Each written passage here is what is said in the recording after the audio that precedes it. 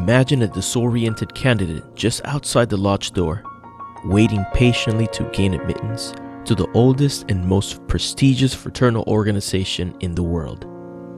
And upon receiving a favorable answer, is faced with this.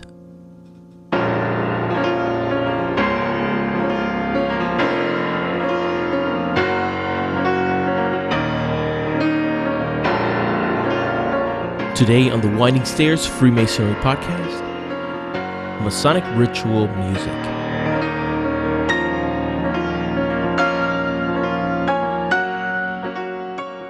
Welcome to another episode of the Winding Stairs Freemasonry Podcast. I'm your host, Juan Sepulveda. Today's episode features a conversation I had with worshipful brother Joscar Poerschke, past master of Hibiscus Lodge number 275, Free and Accepted Masons of the state of Florida. Brother Joscar is a pianist and the composer of the dramatic piece of music you just heard. It is titled Who Comes Here, and is one of the pieces he wrote for his album titled Masonic Avant-Garde. It follows in the long-standing tradition of previous Masonic musicians, like the Finnish composer Juan Sepulveda, who as members of the order, wrote music for the purpose of enhancing the initiatic experience. Without further delay, I present you my conversation with Brother Joscar Poerschke on the Winding Stairs. Brother Joscar, thank you so much for being with me here today. Thank you for having me. I am very excited about this, and I'll explain how in the world I found you. Okay.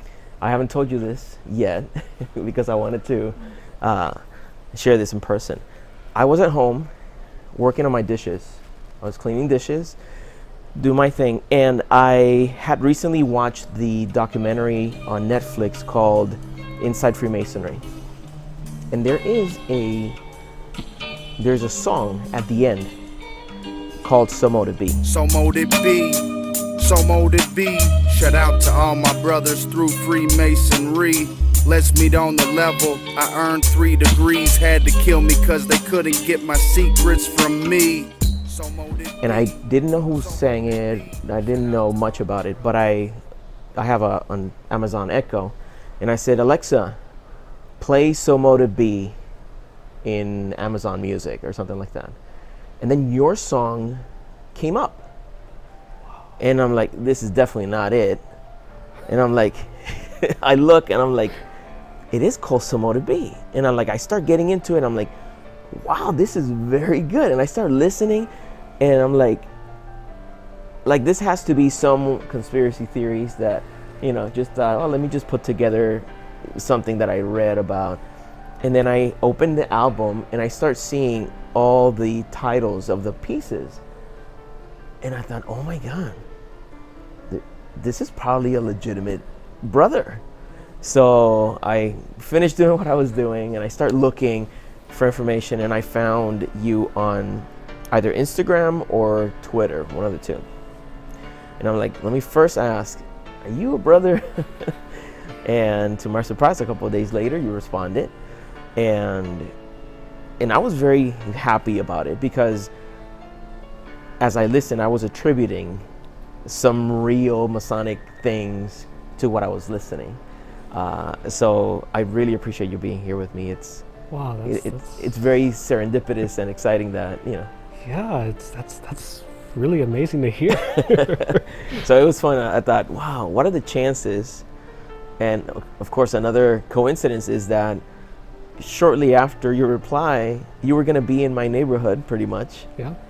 Like a week from then. So here we are. One of the very few face-to-face interviews of the Winding Stairs. It was meant to be. Yep.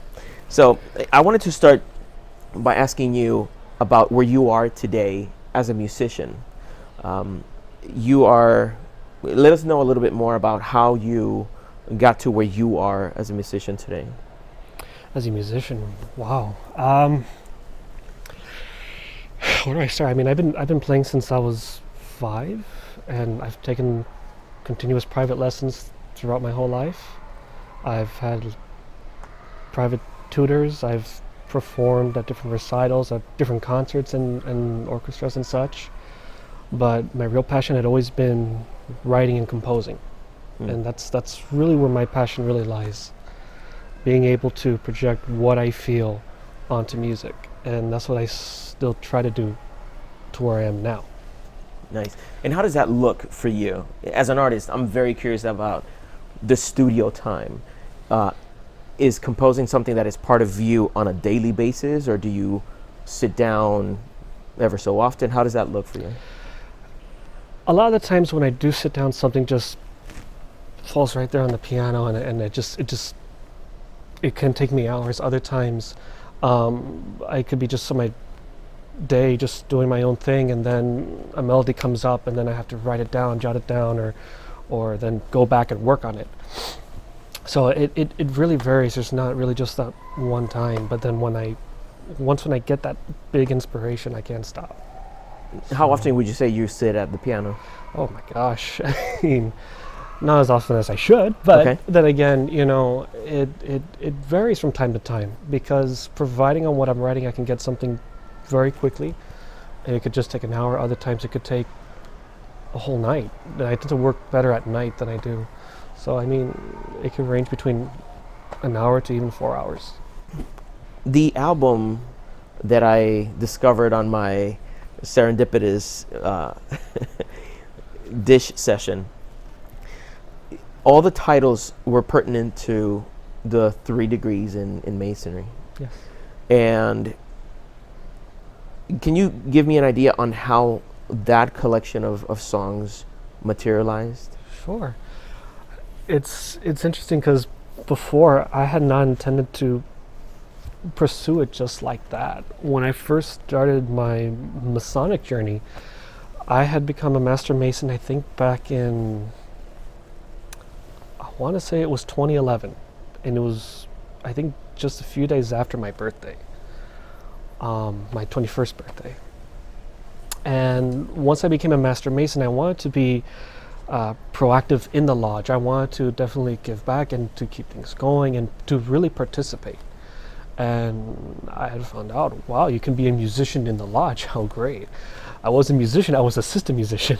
So, nice. Okay, that's fine, but I still want to be active. And I showed up to a lot of the practice nights for the degrees and everything. And one evening, the brother who was the musician actually did not show up to practice that one time. And I said, there's a piece of music that I feel would fit the degrees, or should. And this was at the time where I was still practicing other artist compositions. I wasn't really writing as much as I should have. And when I came into the lodge, I thought there would have been at least maybe something printed for sheet music, for like Masonic music to play in lodge. I never found anything like that. And the musician that was there was just improvising, and I felt there should have been something more concrete, something that at least can represent the degrees. So I remember playing a piece that my mother had enjoyed a lot, which was called Study in D minor. And it had a lot of heavy chords in it. And we did that when we were practicing the Master Mason degree. And a bunch of the worshipful masters at the time, I think it must have been at least 2 or 3, they were talking amongst each other, and then I saw them come up to me and says, "That fits so great. Can you play that?" I said, it doesn't totally fit. You know what? Why don't I just write you guys one instead?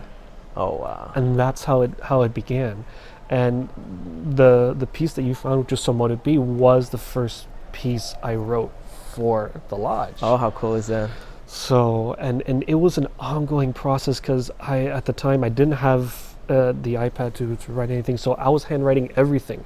I would take my notepad for the sheet music and everything. I would take it to lodge, and as I was playing, either during practice or during the degrees, I would be writing, trying to scratch off or put something else in. So it was going as we were practicing the degrees. That is so cool. So eventually, as I started writing this, I thought, well, there's a part in the lodge where it feels like it stops, and then it keeps going in the degrees, and that's, I think, part of the first section, at least, where there's that moment where we just do pause or whatever, and then we keep going. So I'm like, I know there's 2 sections, but really there's 3. There's before the candidates reach this part, there's after, and then there's the second section. So there's actually 3 pieces. Instead of this one, I'm going to cut it into 3s like this. And it just grew like that. And the brothers enjoyed it so much, they wanted me to come back for the Entered Apprentice degree and the Fellowcraft degree. I said, what I wrote fits really well with Master Mason. Let me write something else for EA, and then let me write something else for Fellowcraft. So then that's how it just started to grow. Your editing of your composition as you go to practice and as you're going to lodge, that I think that's really cool, because there's that personal experience. It's not someone sitting in isolation in a room like writing something for the degrees. Like, you're actually tailor making this piece to fit the experience. Absolutely. And it's keep in mind, at the time I was fresh, a newly raised Master Mason, and I didn't know the degree like the back of my hand. I had just gone through it. My father's also a Master Mason. He had been in it longer than I was, and he had his catechism booklet. He, maybe not down to the T, but he knew the degree. So if there was a time I couldn't be at lodge, then at night when my dad had time, he would be reading it to me, and we'd try to imagine as we were going through lodge, he would be reading this part of the section of the degree, and I would try to write along with it. Oh, wow. And it was, I owe a lot to him when it came to really writing that. Is your father a musician as well? He used to be. He was a French horn player, and he had played a little bit of piano, but he's doesn't do a lot of that now. But at least he had the language. Oh yes, absolutely. He knows a lot of the music theory and everything. I could talk to him a lot about certain themes, or what I should do here or there, or the timing and things like that, and maybe the rhythm here, how it should be. So I could really consult with him a lot, but overall he just let me do my own thing. That's a great privilege that you're able to communicate with your father in that level, not just on the paternal filial relation, but also as a musician. Like, you both, and there's a level of your brothers. Yeah, that is so cool. Now, when we study the liberal arts and sciences, or at least when we address them in Masonry, music is the most developed, is the highest expression of the liberal arts and sciences. Yes. Yet, in the lodge experience, is one of the least employed when it comes to creating the environment for the candidate and for the members of the lodge. At least I want to say the majority of lodges, and of course the sample of lodges that I've visited is minuscule in comparison to the number of lodges in the country, but it's a good indicator of what's happening in the rest of the country. What would you say is something that brothers and lodges and lodge officers can do in order to incorporate a little bit more of that liberal art into the Masonic experience? Oh wow, that's a tough one. No pressure. Oh jeez. Fix it. I mean, it's something that I think they should definitely take a closer look at with enhancing the degrees, because you're right, because I've gone to other lodges and I've seen how that is a major part, and yet we don't consider it as much as we should.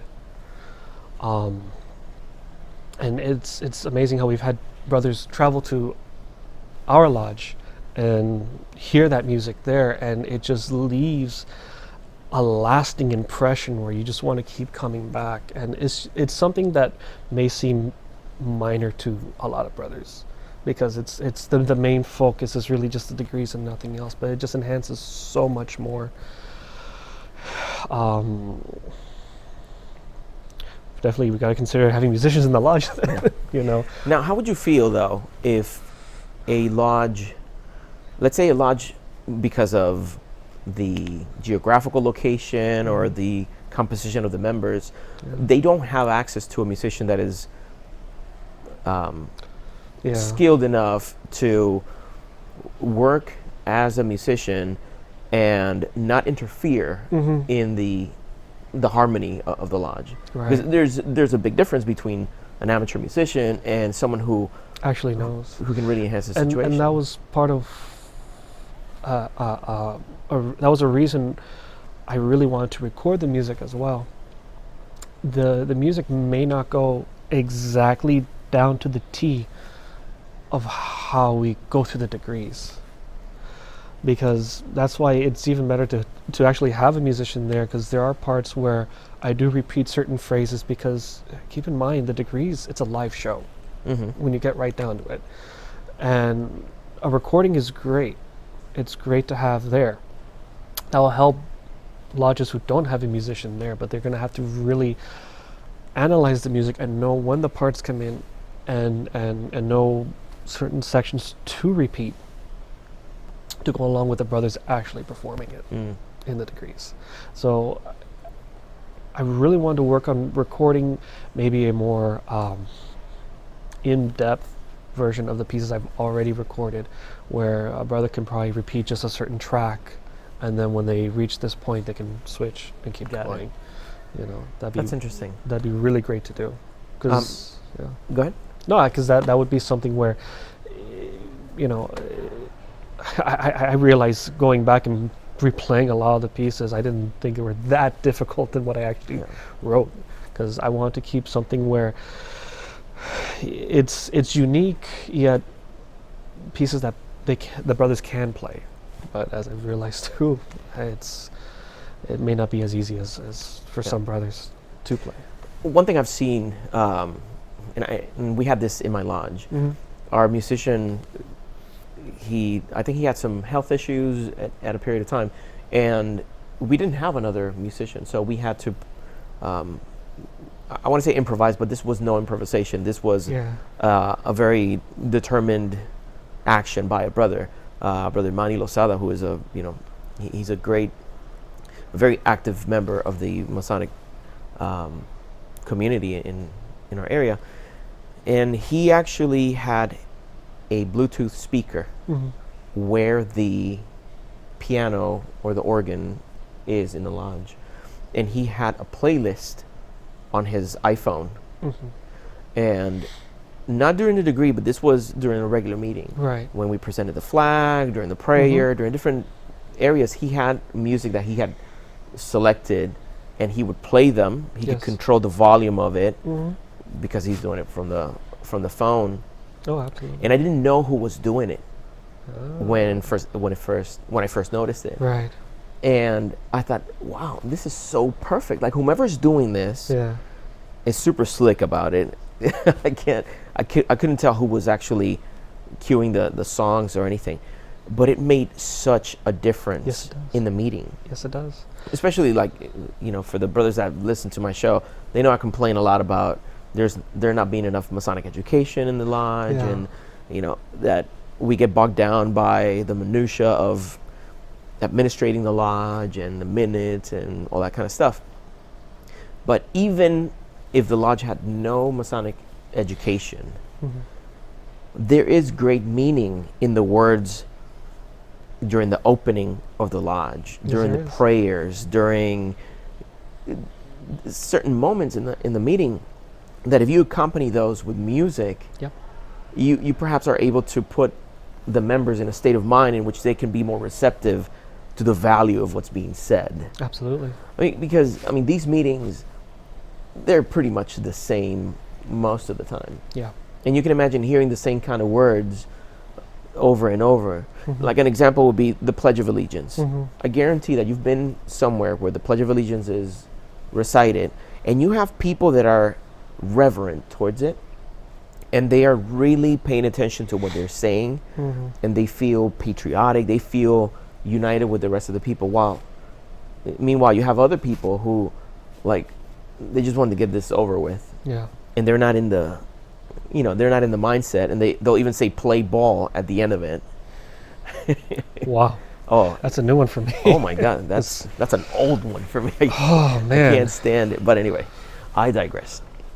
At the very least, if there was a music, even if it didn't if it wasn't composed for those sections, Yeah. at the very least, it could help elevate the Well, absolutely. reverence. If you actually look back into the album, Mm. the one So Mote It Be, I think the one after is Remembrance of Me, Hope for the Widow's Son. Those are Master Mason 1, Master Mason 2, Master Mason 3. Then you have the ones that are EA1, EA2, EA3, and Fellowcraft 1. The other ones that are released in that album, I think was Three Great Lights, Part Up on the Square, and Lead Us in Prayer. Those are supposed to be for when you open lodge, close lodge, and when we do have the chaplain praying. When you have a what? The chaplain, Okay. when he does pray, when he goes off to pray, there is a part where he does walk, so that's his moment, and that melody is there. The one called Remembrance of Me, is that part of... That one is part of the Master Mason degree. Okay. Yes. So that would actually be for the degree entirely. And the music very rarely is going to go when the degree has any dialogue. And if it does, it's only to enhance that moment of the degree. Okay. But the other ones, like Three Great Lights, for that opening ceremony, when there's no dialogue, there's just movement, that's for when that melody is enhanced there. Okay. So... But and I'm not even finished because there's 5 other pieces I have yet to release. Oh wow! And it's been a big work in progress to try to finalize everything. Because there's one for balloting. There's one, I believe, for the senior deacon when he greets our guests, and then the last 2 parts of the Fellowcraft degree. That is so cool. Yeah, so there's still I love more that. to come. I can't wait to hear those. Yes. I'll be following up with you, putting some pressure. Make sure you're sitting down and writing. Absolutely. I'd like to go earlier into your development, if I may. Sure. I'm curious as to the dynamic of first getting interested into music. You said that you've been playing since you were 5 years old. Yes. Was this out of your own desire, or was there something that your parents instilled in you? It's actually a little of both. I remember my mom asking me what I wanted to play, whether it was piano or violin, and I said I think I said piano, and she told me, okay, that's wonderful, but whatever you start, you have to finish. I'm like, okay. And even if I didn't like it, I still kept through it. And what it was is, I always enjoyed music. I always enjoyed that, but like most musicians, or maybe most who are trying to learn an instrument, they don't like to practice. And I'm going to admit to that. But Of course. what I've definitely learned is when I had to really come to myself and play what I enjoy. That's really the key for that, because I had to learn pieces I enjoyed and didn't enjoy. And I had to learn to play both and find out what I do enjoy. But yeah, it was I have my mom to thank for that. That's how I reached. And this how did it moment look? Like, how often did you have to practice? I had to practice a lot, even when I enjoy it, didn't like it, or didn't do it. Like on a daily basis or weekly? If you can remember, of course. It would have been, it could have been either every other day, it would have been weekly. Yeah. You know, and keep in mind, growing up with other things happening in life, Yeah. you know, to try to make that effort to do that. And it's challenging, but it actually came to me very easy, even if I didn't practice. I mean, there was a story that, oh boy, I remember for growing up with one of my piano tutors. She would take me to a lot of the piano exams or the piano recitals and everything, to competitions and stuff. And there was one time I didn't practice, but I went ahead. I did take the exam or the piano guild and everything. I didn't get any of the results of how well I did. I remember being in my bedroom, and I remember my mom being in the kitchen. She had just gotten off the phone, and she yells my name. It's just, Joscar, get over here right now. And I'm scared. What did I do? You know, I go to the kitchen and says, I want you to tell me, how is it you got superior in honors without practicing? Nice. I didn't have an answer. So I know music is in me. I know it's in there. And again, when it's come to composing, when I'm there doing it, I'm not as amazed at how quickly I can get until afterwards. At this point in the conversation, I started having a little bit of trouble with my microphone, which rendered my questions unplayable. I couldn't put them here in this podcast. So I've done my very best to record those questions again verbatim as I asked him, so that you can hear his answers, because I think they can be very helpful for you and your experience with Masonic ritual music in your particular lodge. I'm sure there will be brothers who listen to this who have some sort of skill or talent that they may have been developing for a long time, but not necessarily putting it to the service of the craft. I'm wondering, do you have an opinion regarding doing what you love or what you're talented with and putting it to the service of the craft? Once when we are master masons, or once we're masons in the lodge, we always want to contribute somehow in some way, and we try to look within ourselves on what we can do, but at the same time we should also, I think, take that leap to see, go out of our comfort zone and try something else. I mean, when I became master mason, when I was musician, I was writing, composing. I was musician for at least a year or two, and I said, I know in my heart I'm always going to be a musician, but I want to do more in the lodge, and that's how I got in line, and I was then junior steward, and then I contributed more within the lodge, not just music, but just grow, being able to grow myself and help the lodge grow, and I earned so much more and learned so much more by doing that. I encourage the brothers to listen to and get this music. Would you be okay if lodge musicians purchase a piece and play it in lodge? Absolutely. One of the things I was working on was to actually finalize the sheet music and be able to either have it in a booklet for purchase, and like that they can have it in the lodge if they want to play it, or if just even the CD, they can go ahead and enjoy within their lodge. I want brothers to enjoy the music because the lodge should be enjoyed, There's a piece titled "Whence Came You" with their traveling, and there's a section in it that seems to be in staccato. Is it symbolic of traveling and steps, or is it just a coincidence? Well, nothing's by coincidence. I mean, even as we're here now, and how we just started this off now, and how everything seemed to work out, nothing is ever by coincidence. It always has a meaning, in whether I see it or not. But it definitely helps with the mood and everything. What you might have noticed if you listen to Whence Come You with Their Traveling, it uses similar rhythms or similar patterns or similar melodies going throughout. And what I thought there, especially for the fellow craft degree, because each degree to me has its own theme, and the degrees are subdivided to 3 parts. So when I'm talking about that particular part of the degree, it's a lot of trial and error.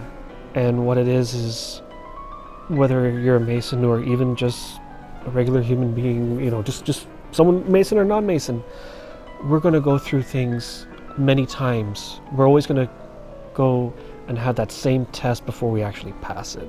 And what I mean by that is, an example, someone I know works in this field, always deals with this same type of person, the same personality over and over, and then he goes somewhere else and I can't believe it, there's someone almost the same way, or I'm experiencing the same thing and the same result happens. What if maybe you need to change something in yourself, or maybe you have to handle it differently, and then you won't ever experience something like that again. So that's what inspired me for those little melodies there, where it just has those similar things. It will sound a little different, but it's there. If you want to incorporate the music of Brother Joscar Poerschke to your lodge rituals, please visit MasonicAvantGarde.com or head over to thewindingstairs.com/Masonic Ritual Music, where I will be sharing links to his music and to his YouTube channel. If you enjoyed this episode, there are various ways in which you can support it, mainly by sharing it on social media or talking about it to other brothers. by finding us on YouTube and subscribing to our channel, by leaving a rating or review on iTunes, or by visiting freemasonryart.com, where you can find a varied selection of Masonic art and hand-painted aprons. Thank you for listening, and until next time, may your steps be firm and your path illuminated as we continue our journey up the winding stairs.